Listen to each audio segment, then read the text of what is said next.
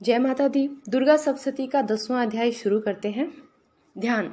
मैं मस्तक पर अर्धचंद्र धारण करने वाली शिव शक्ति स्वरूपा भगवती कामेश्वरी का हृदय में चिंतन करता हूँ।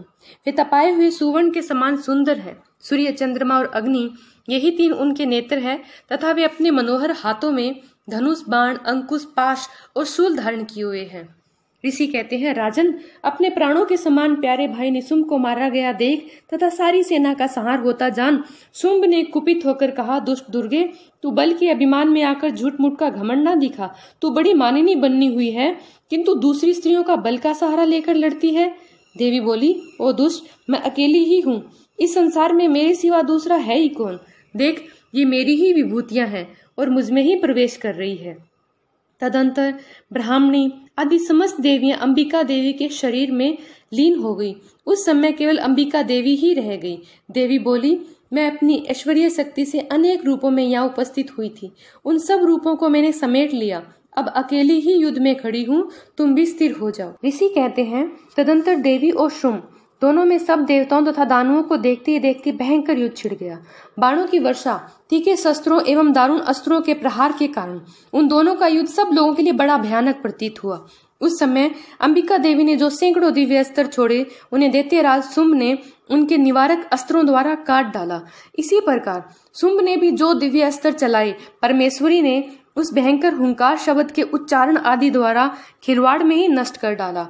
तब उस असुर ने सैकड़ों बाणों से देवी को आच्छादित कर दिया। यह देख क्रोध में भरी हुई उन देवी ने भी बाण मारकर उसका धनुष काट डाला। धनुष कट जाने पर फिर दैत्यराज ने शक्ति हाथ में ली, किंतु देवी ने चक्र से उसकी हाथ की शक्ति को भी काट गिराया। तत्पश्चात दैत्यों के स्वामी शुंभ ने 100 चांद वाली चमकती हुई ढाल और तलवार हाथ में ले उस समय देवी पर धावा किया। उसके आते ही चंडिका ने अपने धनुष से छोड़े हुए तीखे बाणों द्वारा उसकी सूर्य किरणों के समान उज्जवल ढाल और तलवार को तुरंत काट दिया। फिर उस दैत्य के घोड़े सारथी मारे गए। धनुष तो पहले ही कट चुका था। अब उसने अंबिका को मारने के लिए उद्यत हो भयंकर मुद्गर हाथ में लिया। उसे आते देख देवी ने अपने तीक्ष्ण बाणों से उसे भी काट डाला। इस पर वह असुर मुक्का तानकर बड़े वेग से देवी की ओर झपटा। उस दैत्यराज ने देवी की छाती में मुक्का मारा, तब देवी ने भी उसकी छाती में एक चांटा जड़ दिया।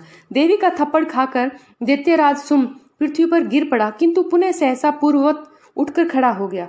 फिर वह उछला और देवी को ऊपर ले जाकर आकाश में खड़ा हो गया। तब चंडिका का आकाश में भी बिना किसी आधार के ही शुंभ के साथ युद्ध हुआ।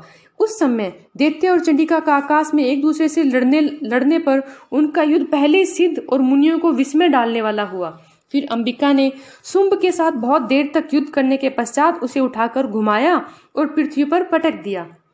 पटके जाने पर पृथ्वी पर आने के बाद वह दुष्टात्मा दैत्य पुनः चंडिका का वध करने के लिए उनकी ओर बड़े वेग से दौड़ा। तब समस्त दैत्यों के राजा शुंभ को अपनी ओर आते देख देवी ने त्रिशूल से उसकी छाती छेद कर उसे पृथ्वी पर गिरा दिया। देवी के शूल की धार से घायल होने पर उसके प्राण पखेरु उड़ गए।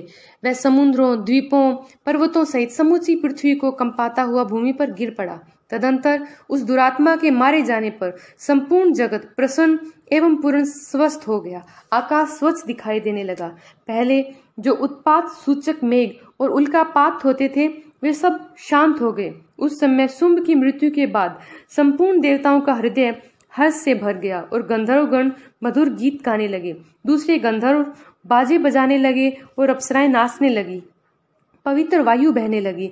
सूर्य की प्रभा उत्तम हो गई। अग्निशाला की बुझी हुई आग अपने आप प्रज्वलित हो उठी तथा संपूर्ण दिशाओं के भयंकर शब्द शांत हो उठे। इस प्रकार शुंभ वध नामक 10वां अध्याय पूरा हुआ।